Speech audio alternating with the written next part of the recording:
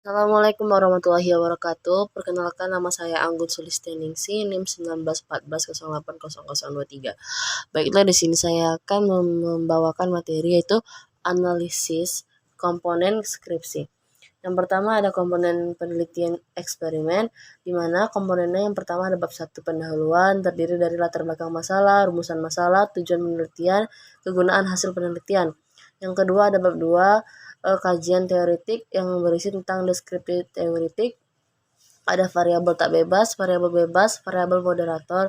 Selanjutnya ada hasil penelitian yang relevan, kerangka pikir, pengajuan hipotesa, penelitian. Bab 3, adapun isi dari bab 3 metode penelitiannya itu jenis dan waktu penelitian, tempat dan waktu penelitian, populasi dan sampel, variabel, jenis variabel, definisi konseptual, definisi operasional, instrumen penelitian, jenis instrumen, pengembangan instrumen, teknik pengumpulan data, hipotesis statistik, teknik analisa data. Selanjutnya ada bab 4 hasil penelitian dan pembahasan yang berisi tentang deskripsi data, pengujian persyaratan analisis, pengujian hipotesis, validitas internal penelitian, keterbatasan penelitian. Bab 5 ada simpulan dan saran, ada daftar pustaka, ada lampiran yang berisi tentang lampiran instrumen penelitian, pengujian validitas, perhitungan reliabilitas, lampiran data variabel terikat, eksperimental moderator, perhitungan statistik dasar, perhitungan persyaratan analisis, pengujian hipotesis, dan daftar riwayat hidup. Selanjutnya komponen penelitian deskriptif kualitatif. Yang pertama ada judul penelitian, daftar isi, bab 1 pendahuluan yang berisi latar belakang masalah, fokus penelitian, rumusan masalah, tujuan penelitian, manfaat penelitian. Yang kedua ada bab 2 yaitu kajian pustaka, yaitu berisi tentang penelitian tidak dapat dilakukan apabila tidak ada basis teoritis yang jelas. Kajian pustaka merupakan hal yang tidak bisa terlewatkan dalam penelitian. Walaupun penelitian kuantitatif dasar teoritis yang kuat tidak dimutlakkan. Yang ketiga ada deskripsi lokasi penelitian. Yang keempat ada metode penelitian yang berisi tentang pendekatan penelitian, latar, entry dan kehadiran peneliti, subjek penelitian, instrumen penelitian, teknik pengumpulan data, teknik analisis data, teknik menjamin keabsahan data. Selanjutnya bab 5 ada temuan penelitian dan pembahasan, yaitu ada profil responden penelitian dan hasil penelitian. Adapun yang bab 6 yaitu penutup ada yang berisikan kesimpulan, implikasi dan saran, daftar pustaka, dan lampiran-lampiran. Untuk komponen penelitian deskriptif kuantitatif, yang pertama ada pendahuluan yang berisi tentang rumusan masalah, kajian pustaka, pembentukan kerangka teori. Yang kedua ada metodologi yang berisi tentang populasi dan sampel, pengumpulan data, analisa data. Selanjutnya ada hasil penelitian. Hasil penelitian harus ditulis secara objektif, yang dapat disajikan secara visual dengan grafik, tabel, dan diagram untuk membantu pembaca memahami data secara lebih mudah. Selanjutnya ada diskusi. Diskusi berisi tentang interpretasi data, deskripsi dan hubungan antar variabel, implikasi, limitasi, dan yang terakhir ada kesimpulan. Kesimpulan yang singkat terkait tema penelitian, diikuti dengan komentar dan penilaian akhir. Selanjutnya untuk komponen penelitian R&D, yaitu yang pertama ada bab 1. Bab 1 berisikan tentang latar belakang masalah, rumusan masalah, tujuan pengembangan, spesifikasi produk yang diharapkan, pentingnya pengembangan, asumsi dan keterbatasan, definisi istilah, dan sistematika penulisan bila perlu. Selanjutnya yang bagian bab 2 atau kajian teori berisikan tentang kajian teori, penelitian yang relevan, kerangka berpikir, dan rancangan model. Sedangkan bab 3 metodologi penelitian berisi tentang jenis-jenis penelitian, prosedur penelitian atau pengembangan, terdiri dari 3 tahap. Yang pertama tahap 1 studi pendahuluan, tahap 2 tahap pengembangan model, tahap 3 tahap evaluasi atau pengujian model. Dan terakhir ada daftar pustaka.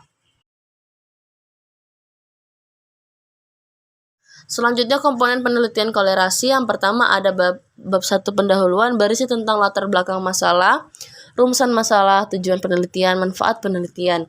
Kemudian bab 2 berisikan tentang deskriptif teoretik yang berisi dibagi menjadi 3 bagian, yaitu variabel tak bebas dan bebas, variabel bebas pertama, variabel bebas kedua, variabel bebas ketiga. Selanjutnya ada hasil penelitian yang relevan, kerangka berpikir, hipotesis penelitian. Untuk bagian bab 3, metode penelitiannya itu berisikan tentang jenis dan paradigma penelitian, tempat dan waktu penelitian, populasi dan sampel, variabel penelitian, instrumen penelitian, teknik pengumpulan data, hipotesis statistik, dan teknik analisis data.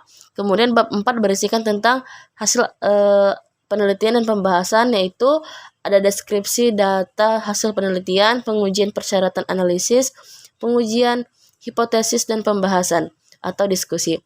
Selanjutnya bab 5 ada kesimpulan dan saran, daftar pustaka, dan lampiran.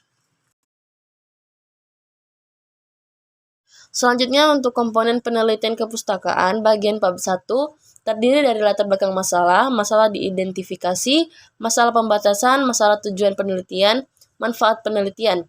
Sedangkan bab 2 yaitu kajian pustaka umumnya berisi tentang penjelasan soal teori-teori serta hasil riset terdahulu yang pernah dilakukan pada topik yang sama atau serupa. Sedangkan bab 3 untuk bab metodologi penelitian, penjelasan mengenai desain penelitian, populasi dan sampel penelitian, metode pengumpulan dan analisis data, serta kelemahan penelitian. Adapun hasil penelitian dan pembahasan, yaitu peneliti harus menjadikan temuan dalam riset, analisis data, dan pembahasannya. Adapun analisis dan pembahasannya harus sesuai dengan kerangka teori yang diterangkan dalam bab 2. Yang terakhir ada bab kesimpulan, yaitu kesimpulan adalah gambaran umum seluruh analisis dan relevansi dengan hipotesis dari riset yang telah dilaksanakan. Dan yang terakhir ada daftar pustaka. Selanjutnya ada komponen penelitian PTK, yaitu untuk bagian awal ada halaman judul, halaman pengesahan, abstrak, kata pengantar.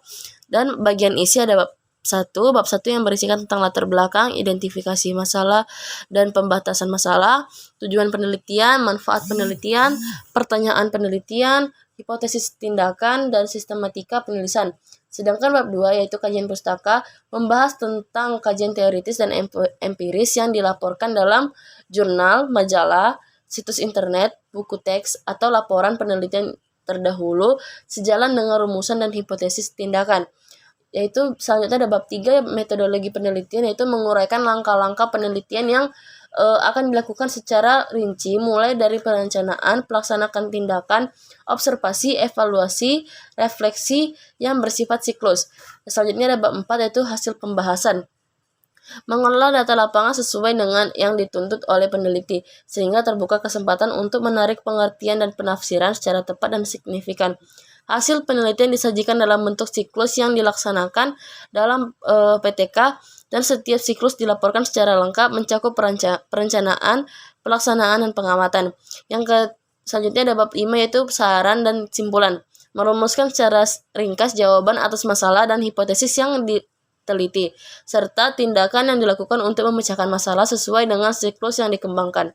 Selanjutnya bagian terakhir itu bagian penutup, ada daftar pustaka yang dicantumkan hanya buku teks, jurnal, majalah, atau artikel yang benar-benar dijadikan rujukan dan disusun secara alfabetis. Sekian materi dari saya, kurang dan lebih saya mohon maaf. Wassalamualaikum warahmatullahi wabarakatuh.